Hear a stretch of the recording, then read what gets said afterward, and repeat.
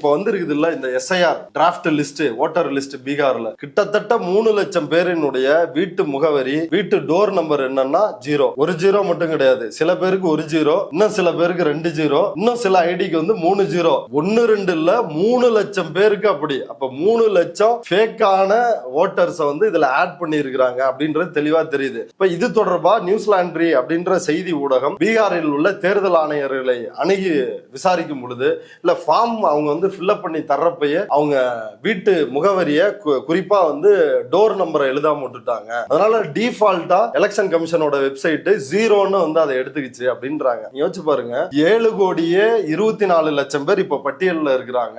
அதுல பட்டியலில் இருப்பவர்களில் 3 லட்சம் பேர் இப்படி போலியான ஃபேக் அட்ரஸோட இருக்கிறாங்க அப்படின்றத பார்க்க வேண்டியது இருக்குது. இது கிட்டத்தட்ட 88,000 பூத் இருக்குது. அதுல ஒரு 2,500 பூத்தை இந்த நியூஸ்லாண்ட்ரியால அனலைஸ் பண்ண முடியல. மற்ற பூத்தை தான் அனலைஸ் பண்ணி இப்படி 3 லட்சம் வாக்குகள் போலியா இருக்குது அப்படின்னு சொல்லிருக்கிறாங்க. இப்ப மத்த 2,500 பூத்துல என்ன நடக்குதுன்னா